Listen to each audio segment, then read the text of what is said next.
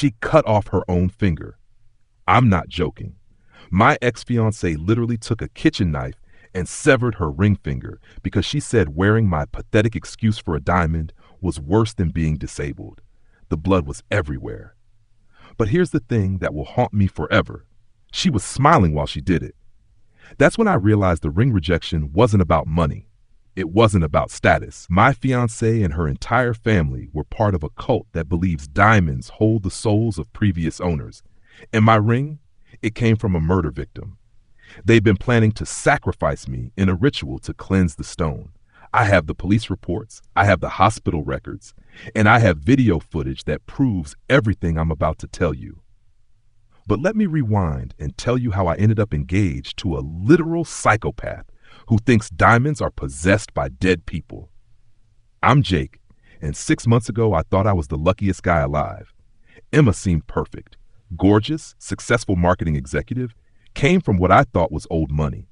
Her family had this massive estate outside the city, drove luxury cars, always dressed like they stepped out of magazines. I was a basic software developer, making decent money, but nothing compared to their wealth. Here's what I didn't know. Emma had been studying me for over a year before we even randomly met at that coffee shop. She knew my salary, my savings account balance, my credit score, even my mother's maiden name. How do I know this? Because after everything went down, I found her stalker journal with photos of me, my daily routines, and a detailed financial profile. The red flags were everywhere, but I was too stupid to see them. She would randomly ask about my ring budget during casual conversations. She'd screenshot other women's engagement photos and rate the diamonds on a scale of 1 to 10. She once told me that small diamonds are how you know a man doesn't really love you. They're basically engagement participation trophies. But the thing that should have sent me running? She claimed her grandmother's spirit visited her in dreams and gave her messages about precious stones. I thought it was quirky family folklore. I had no idea I was dating someone who genuinely believed dead people lived inside jewelry and that diamonds were portals to the afterlife. I thought Emma was having some kind of mental breakdown. The woman I loved was standing in a botanical garden, screaming about tortured souls trapped in my engagement ring, while a photographer documented the whole thing. But what happened next made me realize this wasn't a breakdown. It was a ritual. Emma pulled out her phone and speed dialed someone. "Mother, it's happened. The test failed. He brought me a contaminated stone." She was pacing in circles, completely ignoring me, trying to calm her down. "Yes, I can hear them crying. No, grandmother was wrong. He's not one of us." One of us? What the hell did that mean? Within 15 minutes, 3 black cars pulled into the botanical garden parking lot. Not regular cars, blacked out SUVs with tinted windows like something out of a mob movie.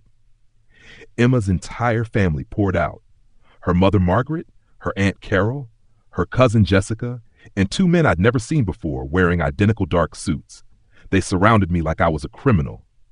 Margaret walked straight up to Emma and examined the ring like she was a forensic investigator. She held it up to the light, whispered something in what sounded like Latin, then hissed, actually hissed like a snake. "This diamond has 3 previous owners," Margaret announced to the group. "A widow who died of loneliness, a cheating husband who was murdered by his wife, and a young girl who committed suicide after her engagement was broken." I'm standing there thinking, how the hell could you possibly know that? But Emma's whole family was nodding like this made perfect sense. Then Margaret turned to me with eyes that looked ancient, like she'd lived 1,000 lifetimes. "Jacob, you have failed the worthiness test. This ring carries death and betrayal. Did you intentionally try to curse my daughter?" That's when I realized I had 3 choices: play along with their insanity and pretend diamonds talk to dead people, run for my life and never look back, or stand my ground and demand answers. What I actually chose to do changed everything because it triggered something in Emma that was so horrifying. The police are still investigating it 2 years later. Now I need to ask you something, and I want you to really think about this. What would you have done? I mean, seriously, you're standing in what you think is a romantic botanical garden. Your girlfriend just severed her own finger because your engagement ring wasn't expensive enough. And her entire family is casually discussing the 43 people they've murdered over diamond worthiness tests. Do you run? Do you fight? Do you call the police? Or do you do what I did and accidentally live stream a mass murder confession to Facebook? But here's what I really want to know from you. Have you ever had that gut feeling about someone's family that something was just off? Maybe they asked weird questions about your finances too early in the relationship. Maybe they seemed a little too interested in your life insurance policy. Maybe they owned property that seemed suspiciously perfect for hiding bodies. Drop a comment right now and tell me the weirdest thing a potential in-law has ever said to you. Because after reading through 2 years of FBI case files, I can tell you that Emma's family wasn't unique. There are dozens of families across America running similar operations. Diamond cults, wedding planning murder schemes, engagement ring theft rings disguised as romantic traditions. And here's something that will make your skin crawl. The FBI estimates that over 400 men have gone missing in the past 20 years after purchasing engagement rings from certain jewelry stores. 400. Most of them were never even reported as murders because the families made it look like the guys just got cold feet and ran away. So I'm creating a database. Every weird engagement story, every suspicious in-law behavior, every family heirloom that comes with a suspiciously detailed backstory about previous owners who died tragically. If you've experienced anything similar to what I went through, even on a smaller scale, I need to hear about it. Because Emma's still sending me letters from prison. 3 letters a week, every week, for 2 years. And the most recent one, she included a list. Names, addresses, and photos of 17 other men she was preparing before she got arrested. Men who have no idea they're still being hunted by the remaining family members who never got caught. The curse isn't broken. It's spreading. And you might be next. But wait, there's something else I haven't told you yet. Something the FBI made me promise not to reveal until the trials were over. Emma wasn't the mastermind behind this operation. She wasn't even the oldest sister. There's someone else, someone who's still out there, someone who's been watching my videos and learning from Emma's mistakes, someone who knows where I live now. If this story made your blood run cold, you absolutely need to subscribe to this channel right now, because what I'm about to tell you in next week's video will change everything you think you know about online dating and marriage proposals. But first, smash that like button if you think I should have seen the red flags sooner, or if you're just grateful you're not dating a serial killer from a diamond murder cult. Hit the bell notification because next Tuesday, I'm dropping the most insane follow-up story that makes Emma's finger amputation look like a minor disagreement. Here's what I discovered 3 days ago.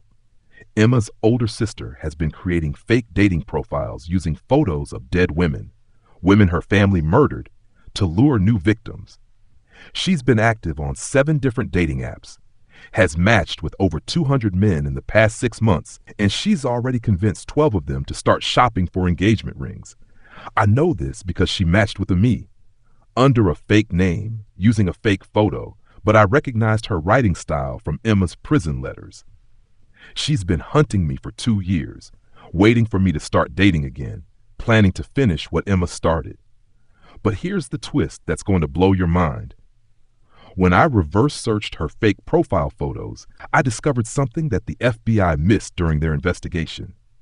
The women in those photos? They're not random murder victims. They're all daughters of men who Emma's family killed in the 1990s. This isn't just about diamond curses and engagement ring theft. This is multi-generational revenge. Emma's sister has been systematically tracking down the children of every man her family murdered over the past 40 years. She's not just killing random suitors anymore. She's eliminating entire bloodlines to prevent the curse from spreading to future generations. And the most terrifying part? She's been documenting everything in a private blog that I managed to hack into using my software skills. Detailed plans, victim profiles, even practice videos of her rehearsing different finger amputation techniques. She's not just copying Emma's methods, she's perfecting them. The blog's most recent entry, posted yesterday, has a title that made me pack a bag and check into a motel under a fake name. Jacob's new girlfriend, phase 1 complete. She's been watching my new relationship for months. She knows where my girlfriend works, what car she drives, even what jewelry she likes to wear. And according to her blog, she's already convinced my girlfriend to start dropping hints about engagement rings.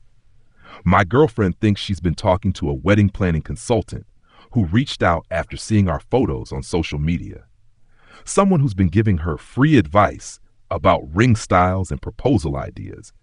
Someone who's been slowly, carefully, methodically setting up the exact same trap that almost got me killed 2 years ago. The consultation appointment is scheduled for this Friday at 3 p.m. at a botanical garden in a private gazebo. But this time, I'm going to be ready. This time, I'm bringing backup. This time, I'm going to end this family's murder spree once and for all.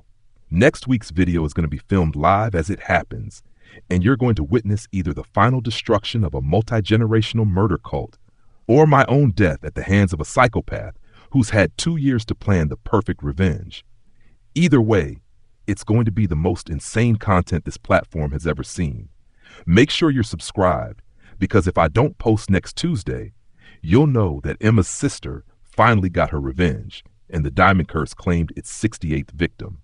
But if I do survive, the evidence I'm gathering is going to expose a network of family murder cults across 12 states that the FBI doesn't even know exists yet. Families who've been using wedding planning as cover for systematic killing sprees for over 50 years. This isn't just about diamonds anymore. This is about stopping the most sophisticated serial killing operation in American history. And it all starts with one simple question that I need you to help me answer. How many other engagement stories have ended with unexplained disappearances? Check your local missing persons databases. Search for men who vanished right after buying engagement rings. Cross-reference those cases with botanical gardens, private event venues, and family-owned jewelry stores. The pattern is there, waiting to be discovered. And if you find something, anything, that connects to what I've been through, don't investigate it yourself. Send it to me. Let me be the one who walks into the next trap, because someone has to stop them. And apparently, that someone is